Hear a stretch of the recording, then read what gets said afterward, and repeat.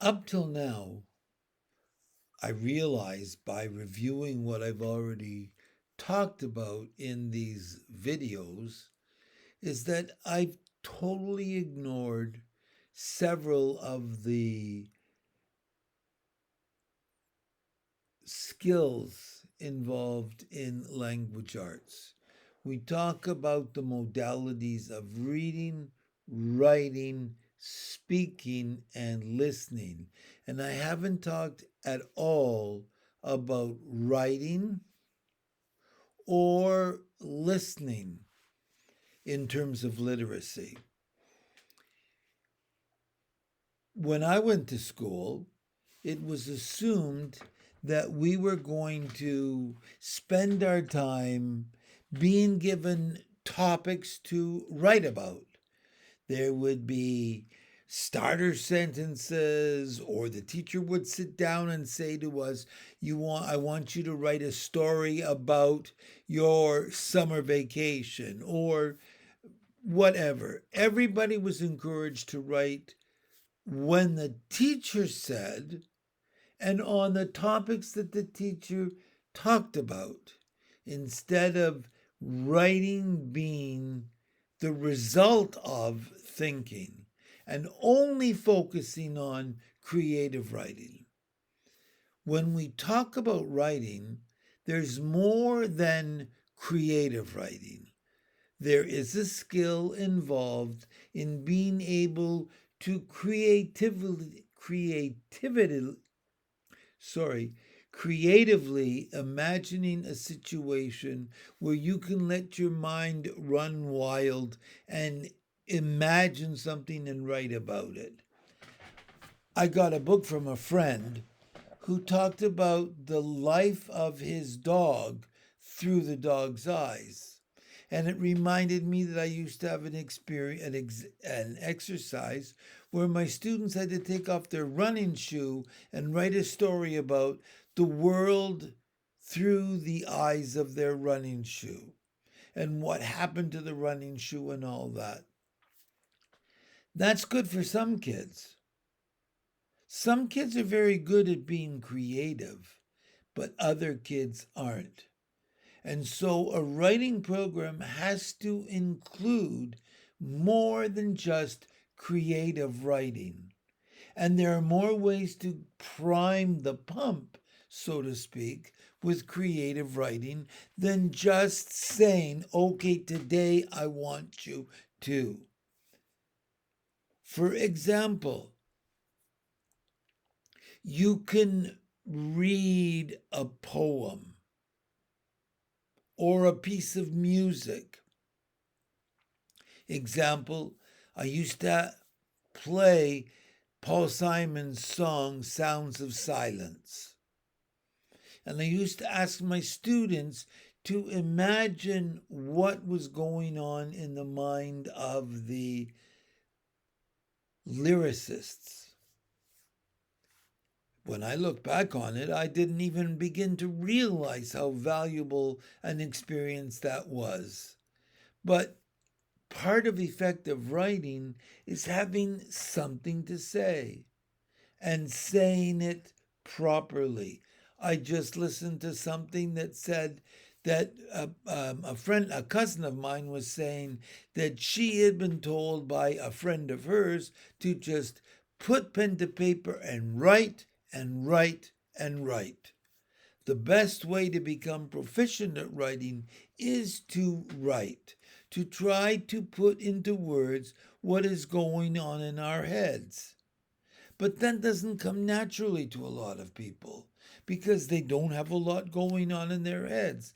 They've not been able to think about what that might be like. We need to provide opportunities for kids to think and then express themselves. If they don't get a chance to express themselves, they don't get a chance to process language in their heads. So, creative writing is only one thing. And if we want our kids to have experiences in creative writing, we have to remember that not everybody can be as creative. So you have exercises where students practice expanding their minds. The example of a shoe and what the shoe might say through the eyes of the person wearing them. That's a good idea. When I look at it right now, when I say about it, that's okay. But suppose you spent time in the classroom and told your students you wanted them to tell one another about the story of the life of their pets. And what would the pets say if they could speak? Because a lot of kids have pets and a lot of kids respond to animals. So, therefore, asking them to think about what the world might be like through the eyes of their pets, verbally, not writing it down, because those are two very different things. If you want children to be creative, first you have to give them an opportunity to think and then say. A lot of kids will not write down. They're afraid to make mistakes in spelling and grammar and punctuation. They're not sure about whether or not what they have to say is valuable. You have to increase the confidence in your students to tell other people what's going on in their head. If they can't do that orally, they're not going to do it in pen and paper or on the computer. Some people might be more prepared to tell the computer and write down a story than to put themselves out in front of the class. But when you're talking about younger kids aren't afraid to tell stories. So you need to provide opportunities for them to experience and say and tell their stories. Whatever you can do to enable a student to voice an opinion, to say what's on their mind without feeling that other people will laugh at them, the more likely you are to reinforce their ability to speak in public. I remember, as I'm talking about it, I remember when we were forced to make speeches, write speeches down, and then deliver them to the class.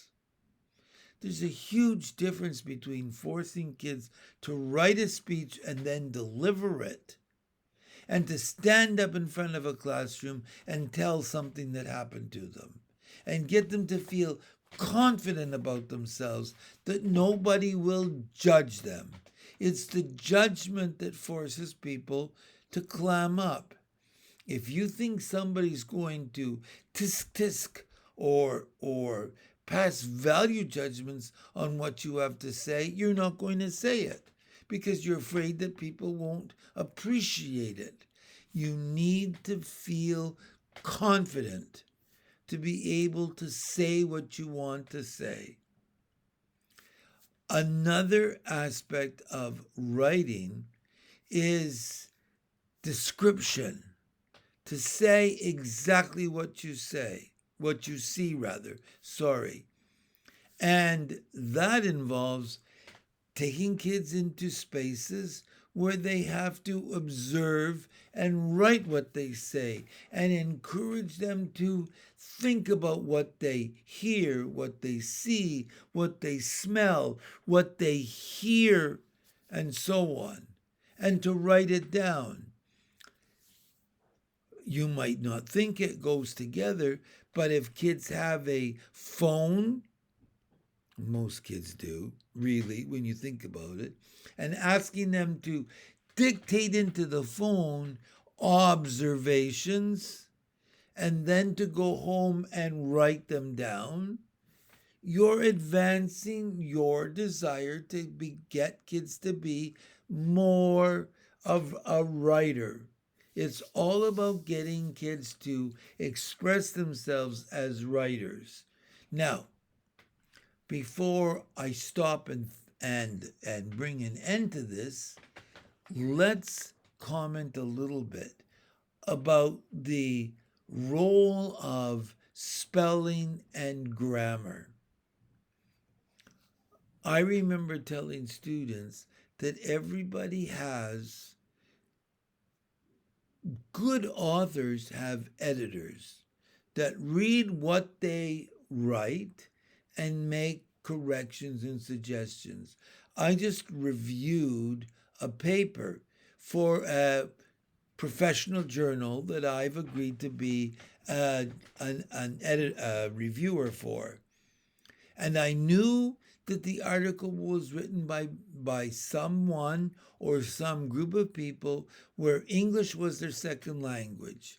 You can tell because there are periods, there are places where you can see them forgetting things that English speakers would not forget. It's difficult to describe it, but you can almost tell when someone is writing in a language that isn't their own. My suggestion to them as part of my review was that they should listen to what they've written. Have somebody read it back to them because often we hear the mistakes we make before we see them.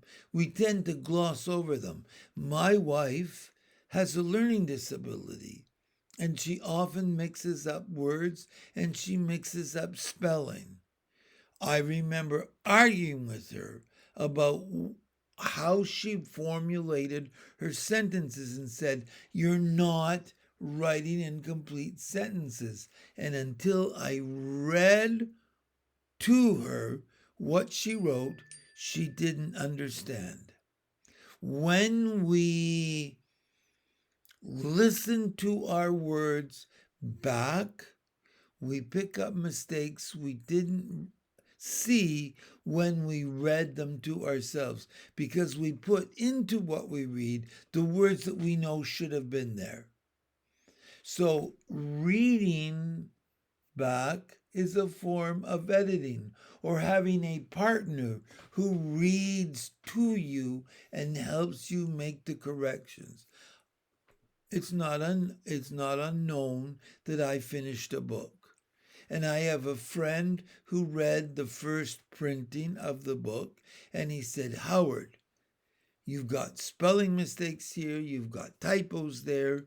And I realize it's because he looks through different eyes and reads differently than I read as the author. So, what to conclude with?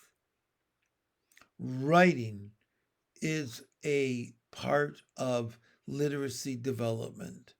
We want to develop literacy to the point where students can read, write, and speak correctly.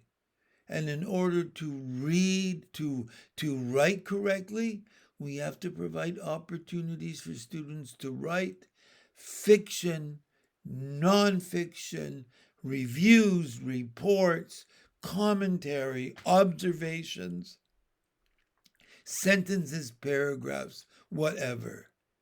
The more experiences we give students, the greater the opportunity for them to express verbally first and then go over what they've wanted to say, the more likely they are to be more literate with their writing. And there you go.